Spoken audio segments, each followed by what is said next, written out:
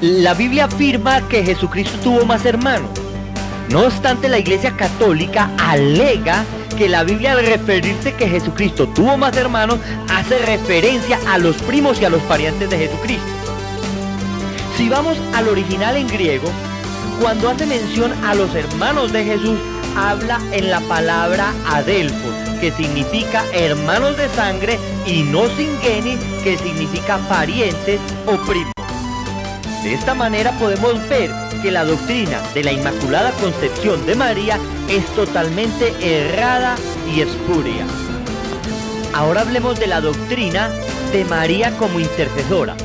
La Iglesia enseña que María intercede ante Jesucristo, ya que Jesucristo no le puede negar nada a su madre.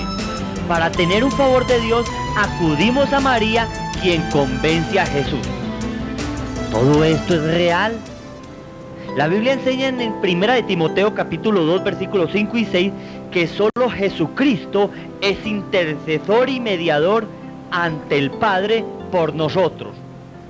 Con esto, la Iglesia da a entender que María es más buena y más noble que Jesucristo. La palabra de Dios enseña que solo Dios es bueno y solo Dios es amor.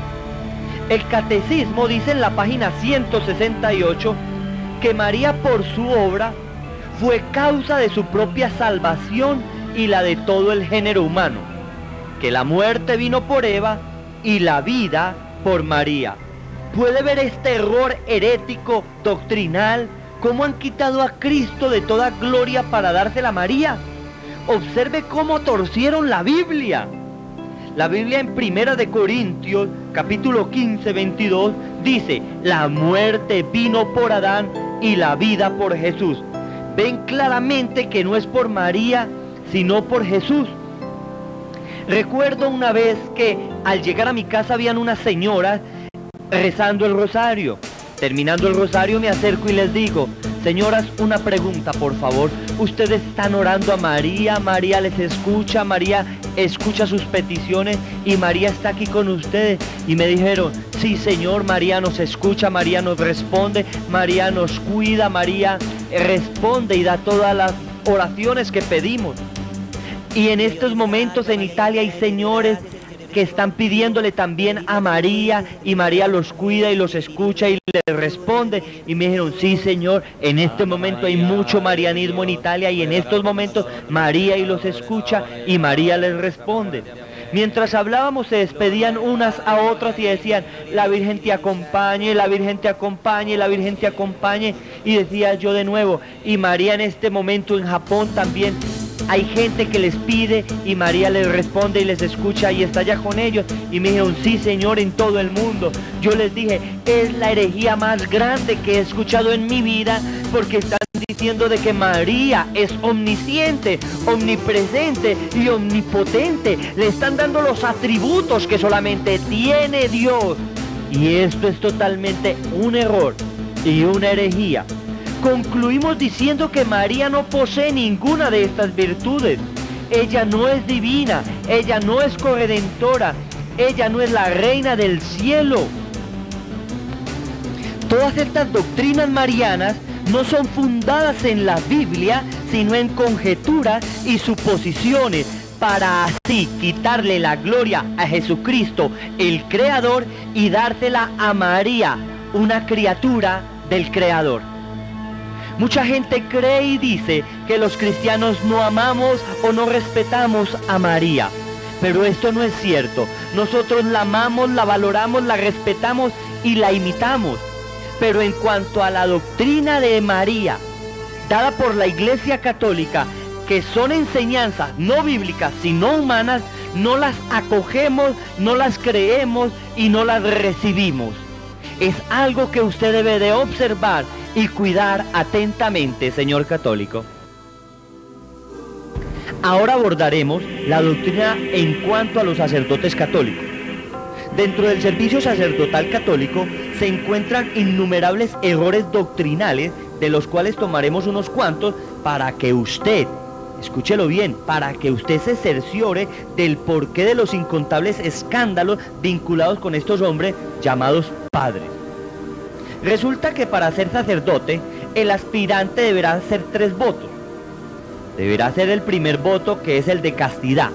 La Iglesia Católica enseña que el sacerdote y el servidor de Dios está obligado a no contraer matrimonio, o sea, a no poderse casar. Pero la Biblia enseña en 1 de Timoteo capítulo 3, del 1 al 3, que el que desee obispado, buena obra desea, pero es necesario que el obispo sea irreprensible, marido de una sola mujer, que gobierne bien su casa y que tenga a sus hijos en sujeción con toda honestidad.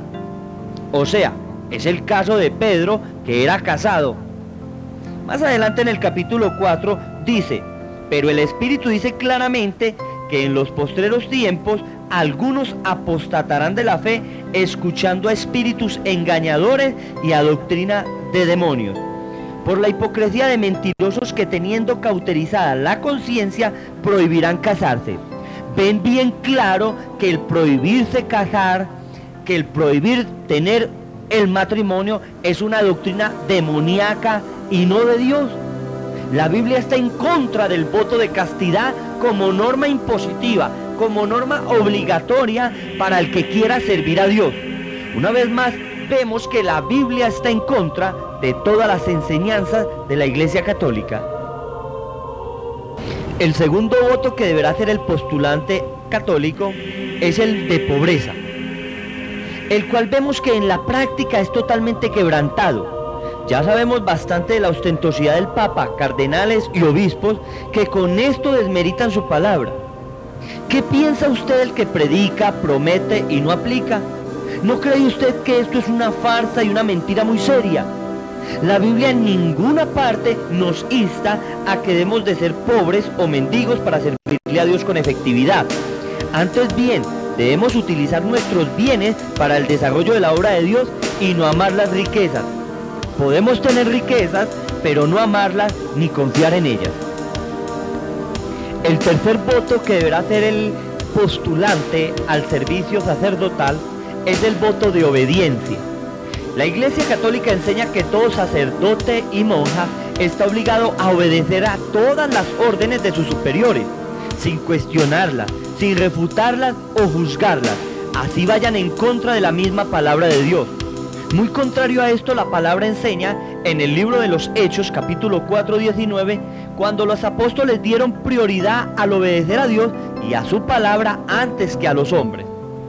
Vemos que el apóstol Pedro y Juan, frente al Sanedrín, les dijeron: juzgad vosotros si es más importante obedecer a Dios antes que a los hombres.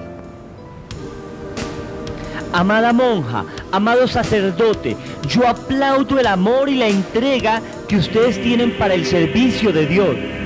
Pero es importante que usted observe y se fije bien que usted no está siguiendo a Dios a través de su palabra, sino que está siguiendo a los hombres a través de sus propias enseñanzas y sus propios caminos.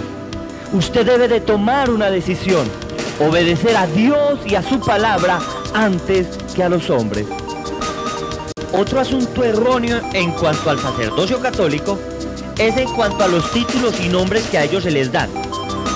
Todos saben que a un cura católico se le llama padre, pero la Biblia en el libro de Mateo, capítulo 23, versículo 9, Jesucristo advierte a los apóstoles y les exhorta a que a nadie llaméis Padre en la tierra, porque solo uno es vuestro Padre, el Padre que está en los cielos. Estamos hablando de Padre espiritual, no de Padre terrenal. Con esto vemos que Jesucristo le prohíbe terminantemente a sus discípulos que llaméis Padre a alguien en la tierra.